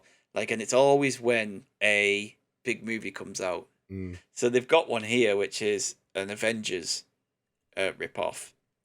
But it's not, what they've done is ripped off Avengers and Once Upon a Time. So they've mixed grim fairy tales with Avengers. So they've done like an Avengers style film, but using characters from grim fairy tales. Jurassic Incredible. World. That's the Like- one that I saw immediately. That's the one for me, Triassic World. Yeah, I just find it absolutely incredible that they've managed to this day, get away with it by just changing the name. Oh, here's one for you, Biggie. Fast and Fierce. Sounds like me in the bed. I was going to say. Hey. So yeah, that's my picks this week. The Asylum movies. If you have watched an Asylum film, or I've enjoyed some, please let us know, because I'm really just Yeah. perplexed about Where would you start? how this. Although, to be company honest, Fast and exists. Fierce might even be better than Fast and Furious. I might give it a Don't shot. you say it. Don't you say it. Oh, yeah. So, yeah, the Asylum films, the ultimate rip-off of anything. They will just take Pick. any blockbuster and make a rip-off. Even to the point, though, that they just use the name and the plot is different. And that's what boggles my mind even more, is that they'll just clearly take a name of something and then just make their own story up just to try and trick people into watching their film. So, yeah, Asylum films. Amazing. With that, yeah, it's a bit short this week, isn't it? Like, we're only an hour and 10 or something in, and we're done. So then we'll go on to the mailbag. I think Bulging Biggie's- sack time. Yeah, I think Biggie's going to get his bulging sack out this week for us. And what a big bundle it is. Oh, yes. So yeah, start with Terrestrial Extra. He put the blatant clone games on home computers like the Acorn, Electron, and BBC Micro in the lawless 80s. Snapper, Pac-Man, Killer Gorilla, Donkey Kong, E-Type, Outrun, Gauntlet, Defender. No, they weren't perfect, and today would be illegal, but they're all I had, and I love them. Although going by your movie section, maybe not. Maybe they would still get away with it. Yeah, do you know what? If they weren't too much of a rip-off, maybe they would. I'm going again, I'll talk about something in honourable mentions where somehow something that's a blatant rip-off managed to avoid losing a court case because of minor details. It's crazy. So then Futile Excise comes in with Fortnite, just nicking everyone's ideas. Yeah. Yeah. Oh, yes. But being the most successful, bizarrely. Yeah, I mean, its original premise, the Battle Royale wasn't even their main thing, was it? It was a single-player thing, and the Battle Royale, they just added that in because I think, what's the other one that was doing the original one? PUBG. And... PUBG, yeah, was doing so well, and then it took off, and now it's just massive. It's definitely the biggest Battle Royale game, isn't it, for sure? Apex Legends, I've not played that. Yeah, and then obviously, yeah, everyone started to rip it off. So COD's got its own version now. Apex is kind of like EA's version. Then they tried to put it into Battlefield, but no one really gives a shit about the Battlefield version. Nope. Yeah, I just don't get on with them. The problem I find with Battle Royale games is I'm shit at them. So you run in there, you go looking for guns, you go looking for resources. You might get shot straight away. Yeah. It's like, oh great, now I have to wait for either the rest of my team to die, or you have to log back out, go into another lobby, log back in, do the whole jumping, find new stuff, and they're all right. Once I did play a bit of Fortnite when it first came out, and if you got a team and you go far, they're quite fun. But people are so good at them now that it's I did like COD Warzone. I thought that was good. That was as a freebie as well. That was excellent. The thing I do like about Warzone actually, as I've played, is the gulag. It does give you that one chance to get back in the game. Yeah. And your teammates can buy you back in, depending on the one that you're playing. But yeah, I agree. It can be just as frustrating. I think the thing with Fortnite as well is it's a scary business model for consumers. Like, you're upfront, no cost, but it's so easy to sink so much time and money into these things. And it's aimed at kids as well. And it's scary that so many people are ripping off this kind of business model, because Fortnite has made multiple billions. Like, the amount of money it's made is absolutely unreal. And they do events and concerts or weird presentations and stuff as well in game, don't they? It's a whole different entity now. Yeah, I really like that they do concerts on there. I think that's a really cool idea, especially like with the last couple of years haven't been able to go out and everything. But it's that kind of thing is original, and I haven't seen that in any other games. But the Battle Royale thing, it's not going to go anywhere, but it's going to get more and more expensive, I think. So yeah, I mean, the COD model for me, the Warzone, we enjoyed playing that as a freebie. And then they did the multiplayer from the main game as a free weekend. And that's what sold it to us. We started playing that, who'd never played it before. We were all Battlefield people. We were suddenly like, oh, actually, this game's pretty cool. And that made us buy the main game because we wanted to continue playing the multiplayer. So that little way that they drip fed us was really clever. It worked on us. Yeah.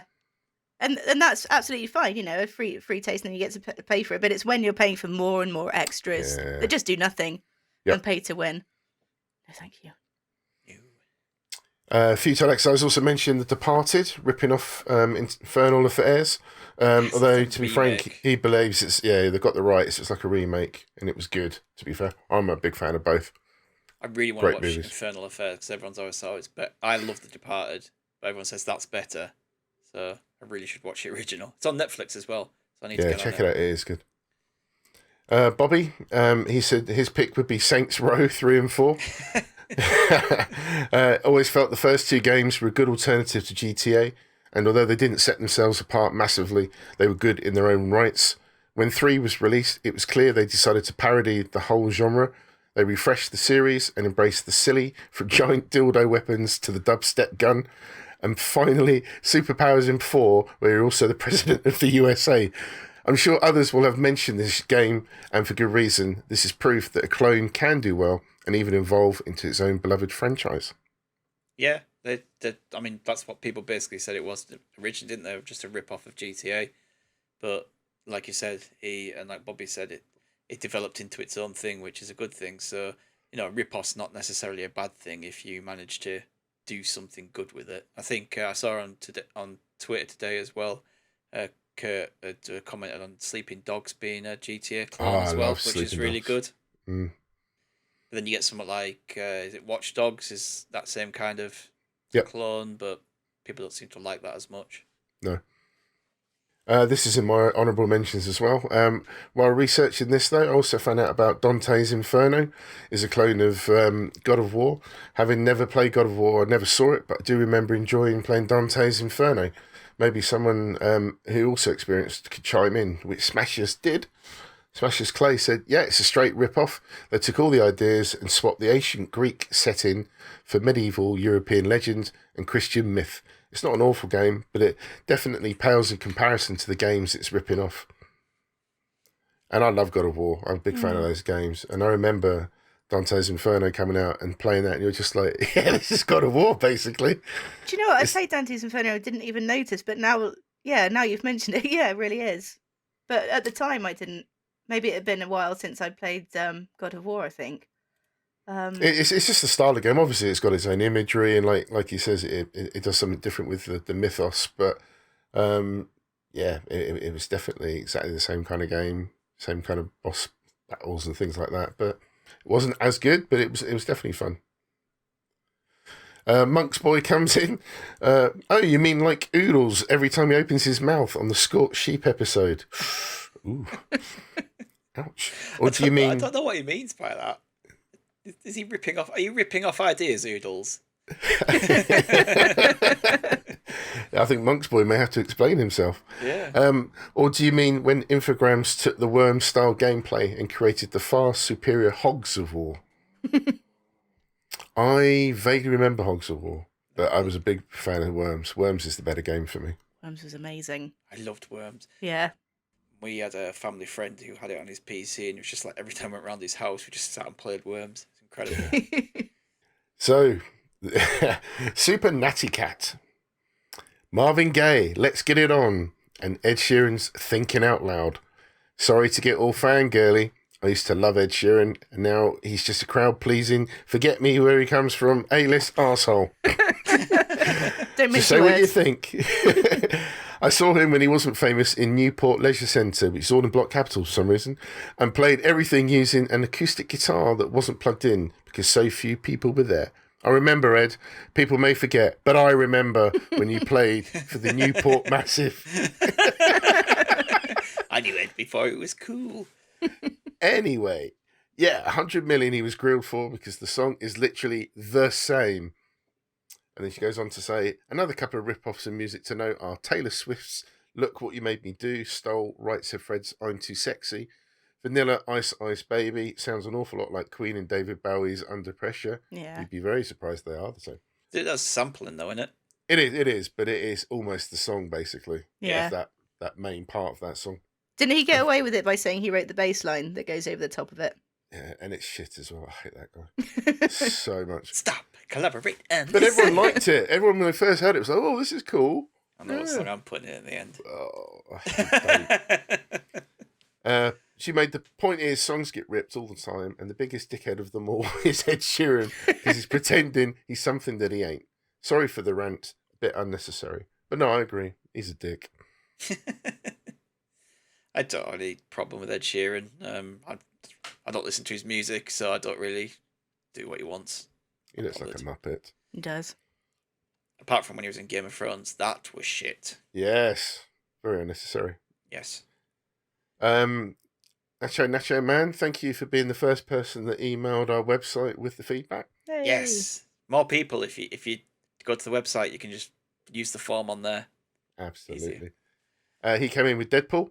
Deadpool started off as a Marvel Comics answer to DC's Deathstroke, with similar professions, costumes, choice of weapons, and even names. Slade Wilson versus Wade Wilson. I like that. It's always a bit like The Asylum, isn't it? Yeah. However, Deadpool has grown into a much more interesting, successful, and beloved character. That's happened a lot, though, hasn't it? Haven't Marvel ripped off a lot of DC characters? You even look at something, I don't know who was first, but there's a group of heroes for DC called Doom Patrol. Yeah. And they're basically the X-Men, with even like their main leader in this kind of wheelchair floaty thing. So it's almost like they're all the same. So, Apocalypse is meant to be like just dark side as well, isn't it? Yeah, really. I think you could always look back in the history and work out who was actually first with what type of character, but some obviously stick with others. Yeah, it's not wrong about like Deathstroke and Deadpool looking the same. Like the new trailer for, I want to say Gotham Knights has Deathstroke in it. Or is it the Suicide Squad one?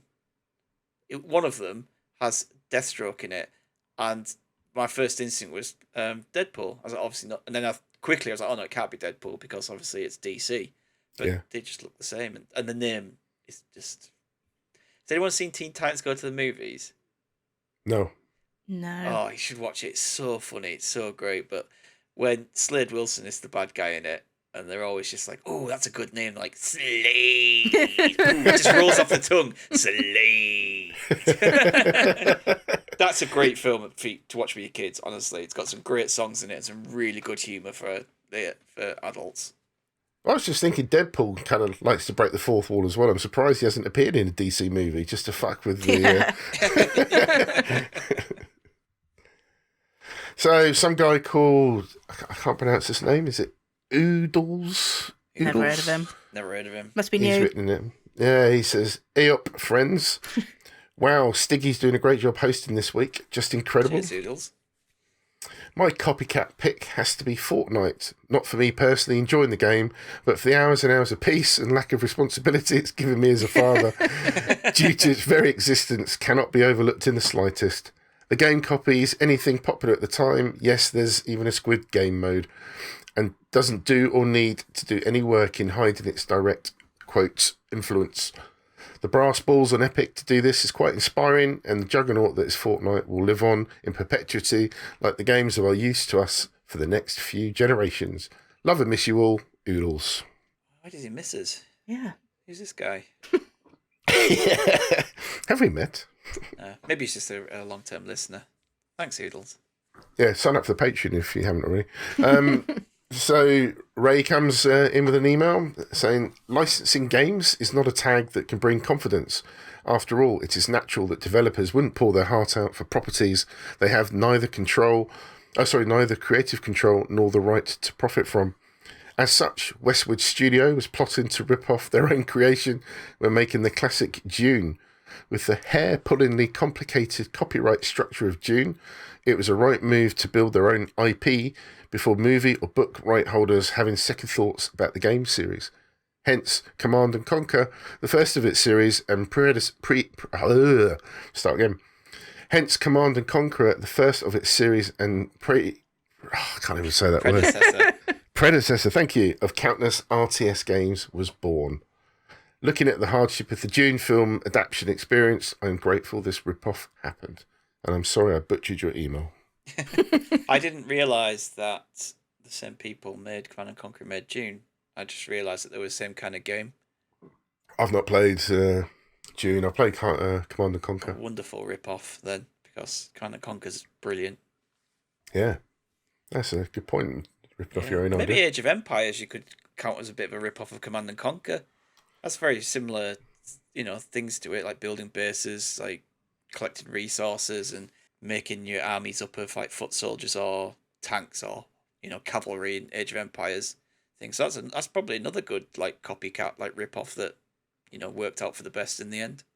Yeah, I mean, if you think of how those games kind of started with something as basic as like Populous or Sim City, and then they just developed into this whole new different type of game that has covered everything now. Roller Coaster Tycoon, all that kind of thing. Yeah, that's a good one, actually. I didn't think of that. There's the company that was making Roller Coaster Tycoon, they went off and did their own thing as well, didn't they? And it's called like Roller Coaster World or something. Apparently it's much better than the new Roller Coaster Tycoon game. So they've sort of ripped themselves off a little bit there as well as a separate company. Because I guess as long as it's different enough, they can get away with it, can't they, in games? I don't think it was, though. That's the thing. I think it was basically the same. So another new listener, Street Beat Punk, whoever he is, he's written in, "Hi-oh, the dream team of monomolecular esterases. Just makes it hard on purpose, doesn't he? I know. I like to hear him say those words. You'll do that now. Ripping off successful franchises is a time-honoured tradition in the fields of video games. Busby's Law, they call it. My first experience of this was after those enablers at Sega decided to make their own version of Double Dragon. Streets of Rage, they called it. Instead of taking control of Bimmy and Jimmy on a quest to rescue your shared significant other, using your greatest weapons, fists and feet, Street of Rage made you cops that beat up punks. Fuck that. This blatant rip-off lacked the polish and technique of Double Dragon. The visuals and sound were a step up, but not a big enough step to excuse the inferior gameplay. I bring these two franchises up as there was a lot of tribal battling going on between the two games. Sega fanboys and Nintendo fanboys carried these games into the trenches during the glorious, radical era of console wars. But it was a moot point. Double Dragon released first and it played better. Streets of Rage was more style than substance. A pathetic rip-off that failed to meet the challenge set by the originator. Well, Streets of Rage 2 rolled along with the highly polished tip of a nuclear missile, and Sega was ready to drop the... No, I need a different analogy. Sega are Japanese, bad punk. Streets of Rage 2 was the Wonder Waff unleashed onto the gaming market. The music alone was better than Double Dragon. They'd smoothed out the gameplay, the fighting was smooth and easy to learn, yet difficult to master. It looked the fucking business too. Fleshed out sprites with fluid animation, the complete package. Super Double Dragon came out afterwards and kind of limply churned its flaccid member into the dust of a genre it helped define. The student had become the master. Some of Double Dragon's later entries would attempt to siphon some of the mechanics from Streets of Rage, but simply couldn't recapture the magic. Ultimately, it didn't matter, as beat-em-ups all died in the 3D polygon plague that followed in the late 90s. Awesome era of console wars. Lots of love, cracking skulls, and eating meat off the street beat punk. Excellent. Wow. Good email. It was. I used to love Streets of Rage, even the first one. I was the Double Dragon man, you see. I did have Double Dragon, but it was Streets of Rage for me. Picking up the old pipes and whacking people around the head with it. I remember I used to play. I was probably pretty young, I think, when I was playing it. When my best friend was a boy, and we used to always play the same characters, and just it would end up the violence would come from the screen to us. We just end up absolutely beating the absolute crap out of each other. I think it was really hard to not play Double Dragon and then beat up the person you were playing with, because you could at any time, and that was more the fun of trying to get through the game, but whacking in another 10p or 20p or whatever it cost back then. And yeah, I completed it in the arcade, and I was actually absolutely blown away when you got the fight at the end. I mean, I'm going to spoil this game, but when you get to the very end to get the girl, you have to fight each other as brothers to win the prize of the girl. Yeah. But yeah, that was a nice little twist at the end. But yeah, I loved that game. It was great. But yeah, the sequels were shite. So moving on, we got John Cheetham. Hello, loves. Inception takes its dream travelling concept from the brilliant detective anime Paprika by the late great Satoshi Kon. Paprika, this is now a sales pitch for Paprika, by the way. I've never said Paprika more in any other sentence in my life. It's a short, wonderful adventure that finds time to wax lyrical about a love of cinema, with a soundtrack I listen to regularly and a final scene that may snap your heart like a twig. Honestly, I don't think Inception can compare, even if I would say it does bring enough of its own style to the table to justify its existence. Cheers. So I have not seen this. I have seen both. And I need to rewatch Paprika because I didn't think it was that good. And I love Inception. I think Inception is better. However, I could be wrong because I was very tired and feel like I was kind of in and out of the film. You know, when you're drowsing a little bit, then you have to rewind it a bit and then you watch it. So I did watch the whole film, but it was in a bit of a state of drowsiness. So I'm willing to accept that it might be a really good film, but at the time I didn't particularly like it, so I do need to rewatch it. But from what I did watch, I didn't particularly get on with it. How old is Paprika? I don't recall hearing of this. It's mid-2000s, I think. 2006. Yeah, I'm willing to admit if I'm wrong and give it another go, but yeah. Yeah, I might check that out. I just remember it being really super weird. Well, Inception's not exactly easy on the head sometimes. No, but like, just really out there weird. So. So then Nimrod Hicks writes in, Dear Marvellous Entities. Now that's nice. Yeah, see? That's a good Keeping start. up the nice intros. Keep it up. My entry for Copycats is the classic Hanna-Barbera cartoon Top Cat, which was based on the wonderful Phil Silver's show, where he plays the wisecracking, caper-driven Sergeant Bilko, which I remember both. Top Cat is an almost direct copy of Bilko, even including one of the actors from the original show voicing his copycat character. Incidentally, Top Cat is also where we get the slang for police as Dibble, as the long-suffering Officer Dibble is the show's antagonist. Love to all, Nimrod Hicks. Didn't realise it was a rip-off. No, I love Top Cat. Yeah, I remember both shows, so I can understand that now. I can see the similarities. I'd never put the two together. I can't remember. Did I ever mention about the Phantom of the Opera story? Did I ever tell you guys this? No. No, I don't think so. When I was running a pub, the cleaner that came to do the pub every morning, a very nice guy, told me he went to see Phantom of the Opera with his wife in London.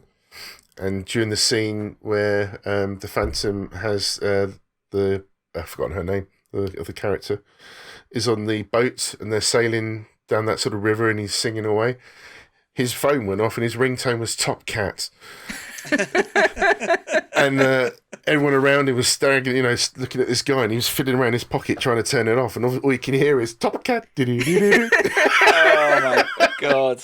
in the middle of an opera. Can you imagine? Oh, just Yeah, always he said he check wanted your to phones. die. Always name- check your phones. His name is Rob, but yeah, he said it's one of his most embarrassing moments ever. It's quite an emotional scene as well. So yeah, you can imagine. Some people do find it funny, apparently.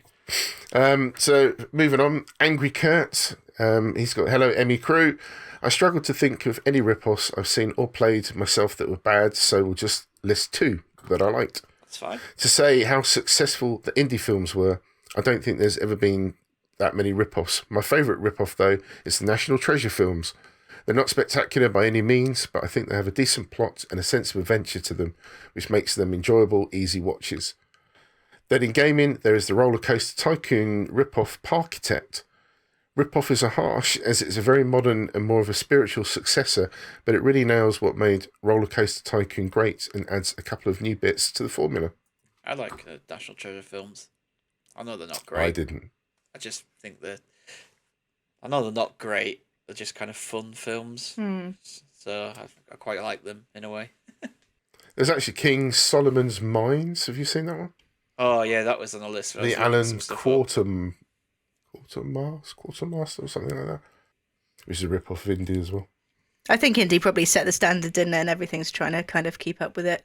Yeah. Well, obviously we've got Uncharted coming out as well soon, so that is just Indiana Jones. Well, and Tomb Raider as well. Yeah, that's very true. What did you make of the trailer? Looks alright. Yeah, I'm not sure about his Tom Holland being the right person for that role. I never thought he was. He seems too young. And I think he'll grow into has it. no mustache, so -1 point for that. Absolutely. Yeah, I think if they franchise the films, I think he'll grow into the role. Yeah, if he even does anymore. He didn't seem pretty keen on it, did he? Wasn't he? You don't announce that before your movies come out. Yeah. You can criticise it afterwards, but not before it's out. Yeah, it's all right, I guess, if you like that kind of thing.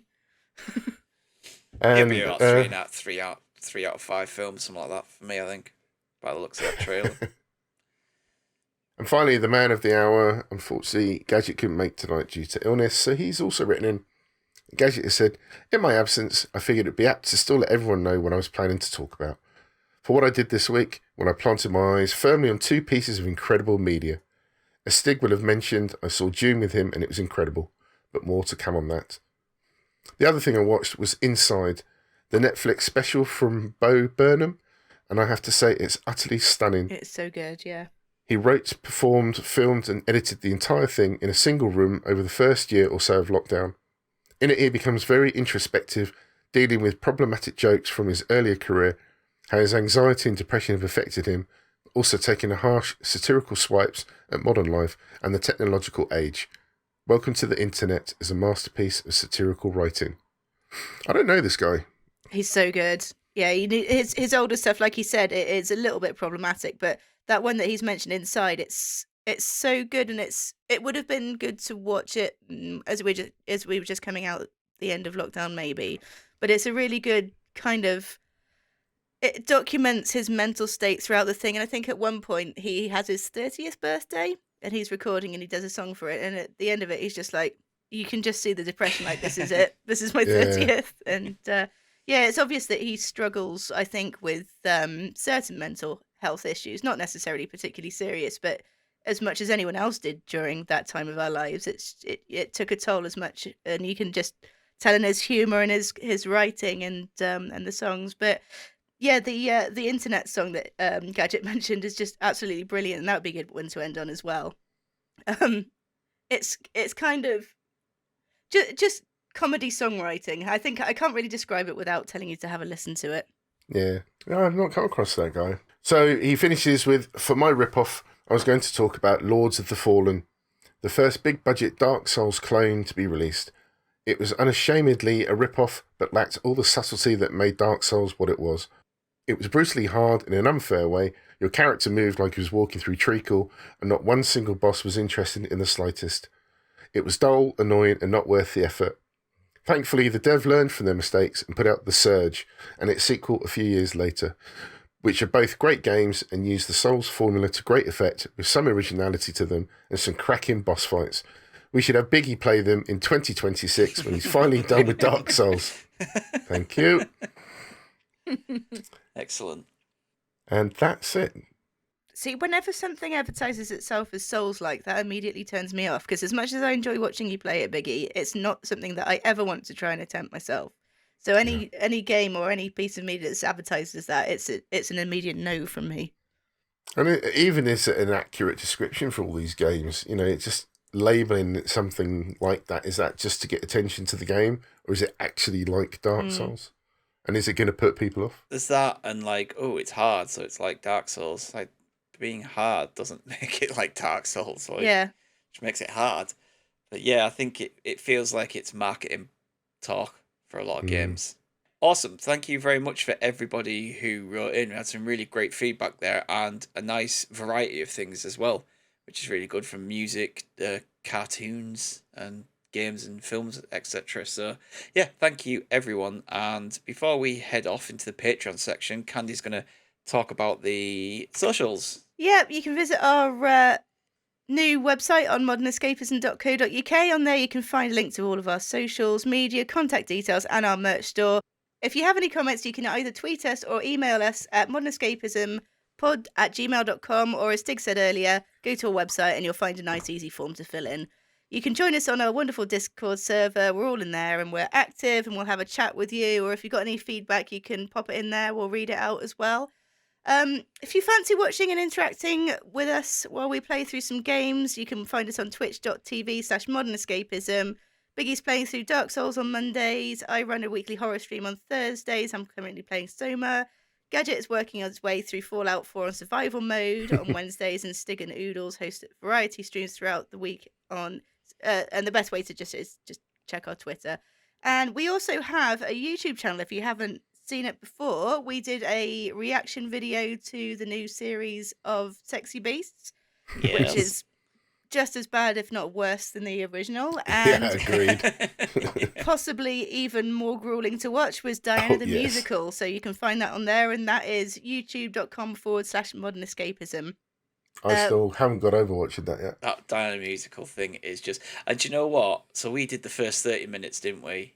And I wanted to watch the rest just because it was just because it was a bit of a trick. I'd like to go back and do 30-minute increments on that, to be honest, because I've seen some of the songs and read some of the lyrics from some of the later songs and script, and it just sounds even worse than what we watched. Well, there were moments because I watched the video back, and there were moments where we were all just completely engrossed in what was happening. We didn't even have any comments. Like, what do you even say to what's happening on screen? It's just trying to process it.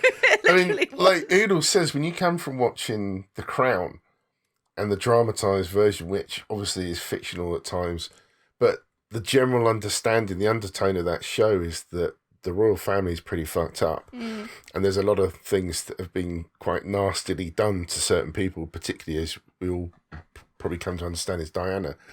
To turn that into a musical and somehow try to get the lyrics to rhyme with what they're singing about, it's just some of the words were the funniest things. Just to try and make light of the situation between the whole like Charles, Diana, and Camilla stuff. And it's just like doesn't work. It's just so odd. It's so done for the American audience. Yeah. Like, all British people watching this, even royalists, would be watching this going, what the fuck is this? Whereas I could just see some Americans that are like well into the royals being like, this is amazing. Like, and thinking it's fact that we all sing. I do.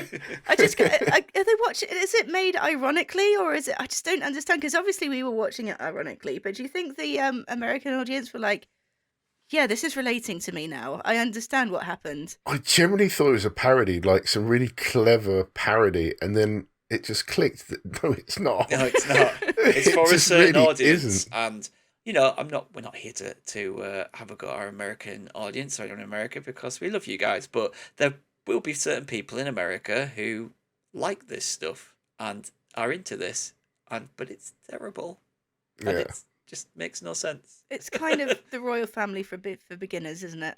Yes. So start with this and then move on to the Crown. See how you get on. Royals for dummies. And And we also have our Patreon, which is patreon.com/modernescapism. As we've already said, we've got 3 tiers, £5 for Modern Escapees, £5 for Scorched Sheep, or £7.50 for the Biggie Bundle, which gets you both. If you have enjoyed our podcast this evening, and I think it's particularly excellent with just the 3 of us, I'm just not being biased, but Should be the we're just new better. format going forward. Yeah, please give us a 5-star review on any way you can review podcasts. It really helps us get seen and heard, and we really, really appreciate it. We read everything. So if you got any feedback for us, any suggestions or anything, leave us a 5-star and we'll read it. Or give us a 3-star, because then we know it's about us. No, No, 5-star. 5-star only. only. We're a real podcast though, because we've got a 1-star review. Exactly. You're not a real podcast until Yeah. you get that 1-star review. It didn't cater exactly to that listener, so he gave us a 1-star. Yeah. Weird. Next week is our Halloween show, and we've got a nice, easy subject for you next week. The subject is just your favourite scary media, whether it's the most scary or the most fun to watch or whatever tickles your scary fancy. Yeah. And we realise that when the podcast comes out, it actually will have gone past Halloween, but we're recording on Halloween, so it makes sense. 2 weeks either side of Halloween is still Halloween to me. And if we're recording on Halloween, some of us might not make it. Oh, take your bets now on who's going to get killed. I just meant from a scheduling thing. I didn't realise it was... No, we're going to do. You seen the film Host? Yes. Yeah, that's going to happen next week. Mm. I'm going to be the one that falls over running away. Yeah, so thank you everyone for enduring the 3 of us. I think we've done a pretty good job, to be honest. Yes. I will Stretched say it so out, myself. didn't we? We did well Yeah, there. yeah. I was a little bit worried. I think the listener feedback helped, but do you know what? It's quality over quantity, isn't it? So even if it was going to be a smaller podcast this week, then you still got us fine 3 people. And it's time for me to say goodbye to those people who aren't Patreon supporters. And for those who are, as Oodle says, we'll meet you around the corner for a bit of... and goodbye to everyone else. Toodaloo.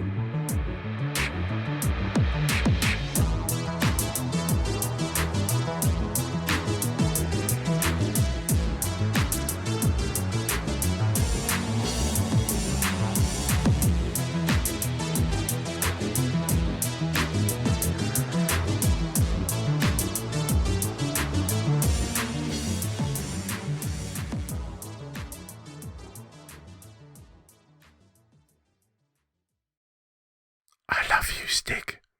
I always have. I want to have your babies. I love you, Stick. You're very sexy, man. Want to ruffle my fingers through your hair?